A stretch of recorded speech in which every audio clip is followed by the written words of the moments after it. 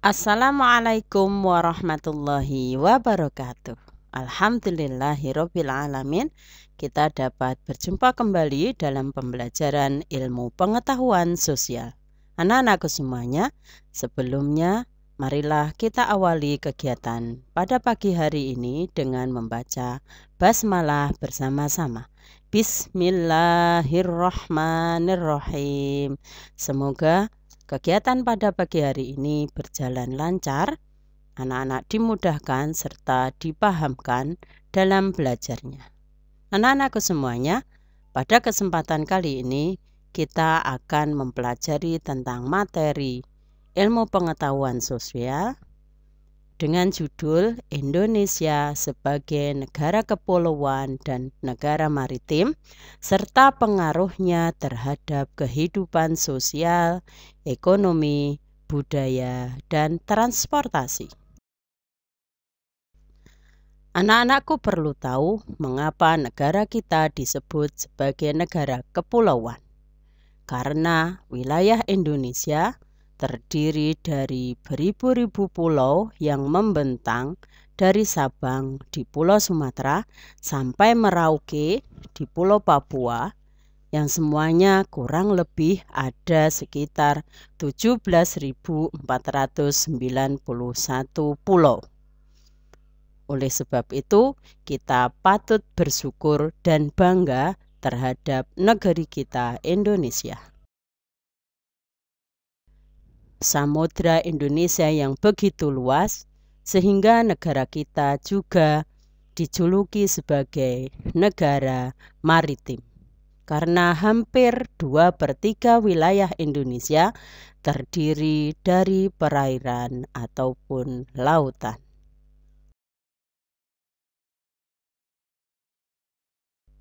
Adapun batas-batas laut Indonesia meliputi 3 hal. Yang pertama, laut teritorial. Yang kedua, landas kontinen. Ketiga, zona ekonomi eksklusif atau ZEE. Adapun batas laut teritorial Indonesia adalah 12 mil ke arah laut lepas. Landas kontinen merupakan dasar laut dan tanah yang terletak di luar laut teritorial hingga tepian benua atau kontinen. Adapun landas kontinen memanjang dari pantai hingga ke kedalaman laut, yaitu sekitar 100-200 meter dan rata-rata kurang dari 150 meter. Sedangkan zona ekonomi eksklusif merupakan hak negara Indonesia untuk mengelola dan memanfaatkan sumber daya yang ada sejauh 200 mil dari garis pangkal ke laut bebas. Dan apabila ada kapal asing yang melintas di batas laut teritorial Indonesia, maka negara kita berhak untuk memberi peringatan ataupun mengambil langkah hukum agar kapal-kapal asing tersebut tidak lagi berlayar di wilayah teritorial Indonesia. Kondisi geografis Indonesia sebagai negara maritim dan kepulauan menyimpan potensi yang besar dalam berbagai bidang, seperti di bidang ekonomi, sosial, budaya, dan transportasi. Potensi-potensi tersebut dapat menjadi modal yang penting dalam pembangunan nasional guna mewujudkan kesejahteraan masyarakatnya. Wilayah Indonesia yang berupa kepulauan antara pulau satu dengan yang lainnya disatukan oleh laut mengakibatkan bervariasinya potensi yang dimiliki oleh bangsa Indonesia. Masing-masing pulau memiliki karakteristik masing-masing mulai dari kondisi alam maupun kondisi sosial budayanya.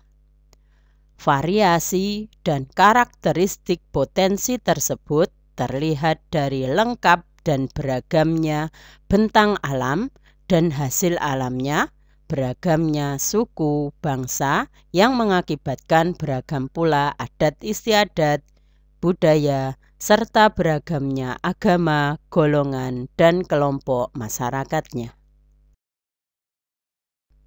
Pengaruh letak geografis Indonesia sebagai negara kepulauan dan negara maritim terhadap kehidupan sosial masyarakat Indonesia adalah yang pertama,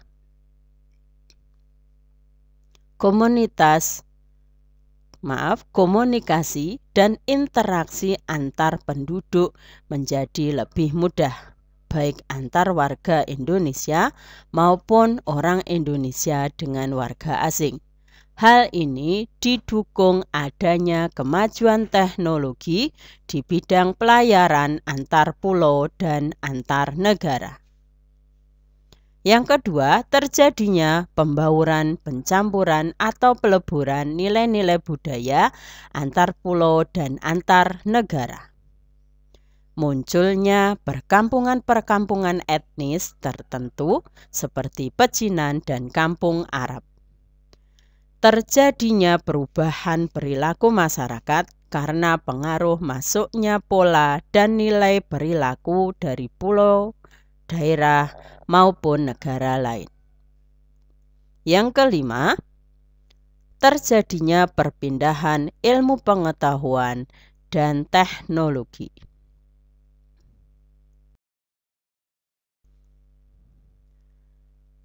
Letak geografi Indonesia sebagai negara kepulauan dan negara maritim juga memberi pengaruh terhadap kehidupan ekonomi masyarakat Indonesia. Wilayah laut Indonesia yang sangat luas telah diakui secara internasional sebagai negara maritim yang ditetapkan dalam UNCLOS atau Hukum Laut Indonesia yang telah ditetapkan pada tahun 1982.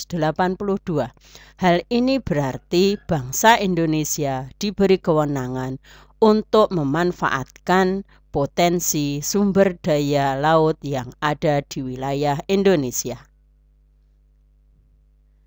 Besarnya peluang ekonomi dari pemanfaatan potensi sumber daya laut yang sedemikian besar ini tentunya dapat memberikan kontribusi bagi kehidupan ekonomi masyarakat Indonesia, hingga pada akhirnya juga akan memberikan kontribusi bagi kesejahteraan bangsa.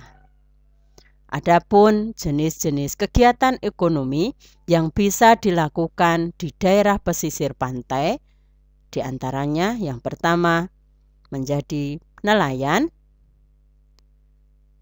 tambak ikan, petani garam, pengrajin perahu, pengrajin kerang, petani rumput laut dan mutiara, pemandu wisata, perhotelan dan restoran, pertambangan, serta jasa penyewaan alat transportasi laut.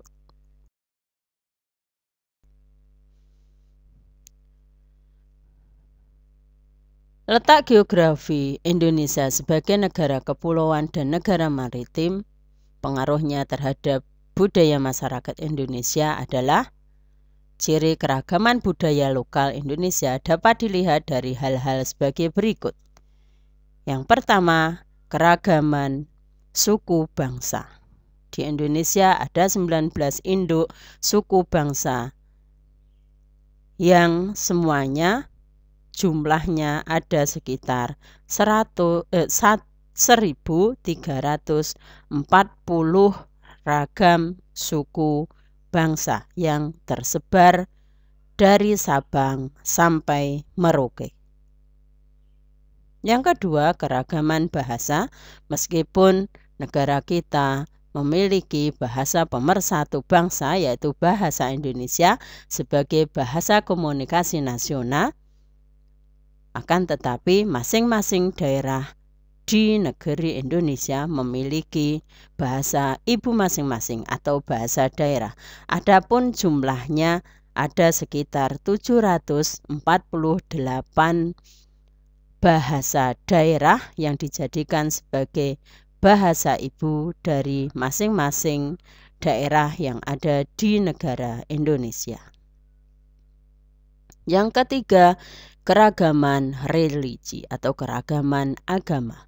Di Indonesia, agama yang diakui ada 6. Yang pertama yaitu agama Islam, kemudian agama Kristen, ketiga agama Protestan, keempat Hindu, kelima Buddha, dan keenam Konghucu, yang semuanya hidup rukun saling bahu-membahu demi kejayaan negeri Indonesia. Adapun ciri yang keempat yaitu keberagaman seni dan budaya. Keberagaman seni dan budaya Indonesia menurut catatan Kemendikbud ada sekitar 7.241 karya budaya yang menyebar dari Pulau Sumatera sampai Pulau Papua. Hal ini patut kita syukuri dan harus kita lestarikan agar keragaman seni, budaya, bahasa, suku, bangsa tetap lestari, hidup rukun di negeri Indonesia. Di samping memberikan pengaruh yang baik, letak geografis sebagai negara kepulauan dan negara maritim juga memberikan dampak terhadap budaya masyarakat Indonesia. Yang pertama, karena mudahnya pengaruh luar masuk ke Indonesia, maka masyarakat Indonesia lebih mengenal budaya asing. Untuk itu, agar rakyat Indonesia tidak terlalu mengagung-agungkan budaya asing, sejak dini masyarakat Indonesia, terutama generasi penerus bangsa, harus ditanamkan dan dikenalkan tentang berbagai macam suku budaya yang ada di Indonesia, sehingga mereka bisa memilah-milah mana budaya yang harus tetap dilestarikan dan mana budaya asing yang harus ditinggalkan. Yang kedua, tontonan dan adegan dalam film yang kurang baik bahkan tidak pantas membawa efek buruk bagi bangsa Indonesia. Sebagai warga negara Indonesia yang baik, yang telah mempelajari tentang dasar negara Pancasila sebagai tameng untuk bisa memilah-milah mana tontonan yang harus dikembangkan atau mana tontonan yang harus dicontoh dan mana film-film yang harus ditinggalkan, yang mana film-film tersebut bisa memberikan efek atau menjadikan moral anak bangsa semakin terpuruk. Untuk itu, kita sebagai generasi penerus bangsa harus selalu memegang teguh dasar-dasar negara Republik Indonesia, yaitu Pancasila sebagai tameng, agar tontonan-tontonan atau film-film yang masuk di negeri Indonesia bisa difilter atau disaring, sehingga anak-anak tahu mana tontonan yang baik dan mana tontonan-tontonan yang harus ditinggalkan. Yang ketiga, dikenal kebudayaan Indonesia akibat ramainya perdagangan dan pariwisata yang ada di Indonesia. Ini merupakan dampak baik dari negara Indonesia sebagai negara kepulauan atau maritim. Dengan luasnya samudra sebagai jalur perdagangan dunia, menjadikan kebudayaan Indonesia bisa dikenal oleh negeri luar. Yang keempat, timbulnya keanekaragaman kebudayaan dan adat istiadat akibat pengaruh luar. Dengan adanya jalur persimpangan perdagangan dunia, menyebabkan berbaurnya adat istiadat negeri kita dengan adat istiadat dari negara luar, sehingga kita harus selalu menjaga, harus selalu memperkenalkan adat istiadat asli Indonesia agar generasi muda tidak terpengaruh dengan adat istiadat yang datang dari negeri asing. Pengaruh letak geografis Indonesia sebagai negara kepulauan dan negara maritim terhadap transportasi masyarakat Indonesia. Di negeri kita ada 3 jenis alat transportasi. Yang pertama, jalur transportasi air. Yang dipakai adalah kapal laut, perahu, kapal feri, kapal pesiar, dan kapal kargo atau kapal pengangkut barang. Sehingga pemerintah perlu membangun pelabuhan sebagai tempat bersandarnya kapal-kapal. Yang kedua, jalur udara menggunakan pesawat terbang dan pesawat perintis sebagai sarana transportasi untuk menjangkau wilayah-wilayah Indonesia yang berada di daerah pedalaman. Sehingga pemerintah perlu membangun adanya bandara atau bandar udara. Yang ketiga, jalur darat. Moda transportasi yang diperlukan adalah kereta api, bus, dan mobil yang digunakan untuk menghubungkan daerah satu dengan daerah lain dalam satu pulau. Sehingga perlu dibangun stasiun kereta api dan terminal untuk bis dan mobil. Jika penyediaan dan penggunaan moda transportasi antar pulau memadai, akan sangat membantu kehidupan masyarakat.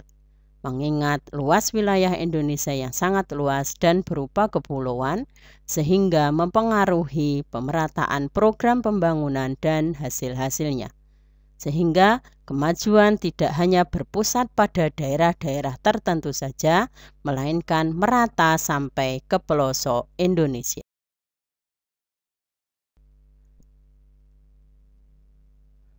Pengaruh positif dan negatif dari letak geografis Indonesia sebagai negara kepulauan dan maritim, diantaranya yaitu dampak negatifnya adanya daerah yang sangat maju, namun ada pula daerah yang masih sangat tertinggal.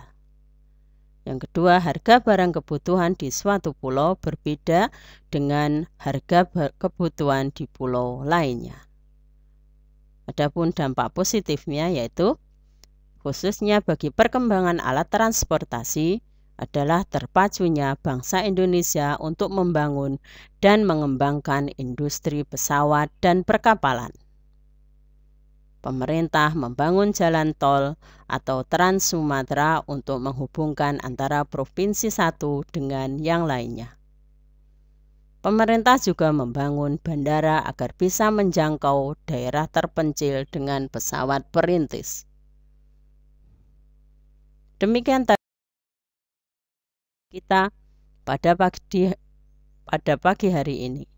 Semoga pembelajaran ini bermanfaat. Marilah kita akhiri dengan membaca hamdalah bersama-sama. Alhamdulillahirabbil alamin.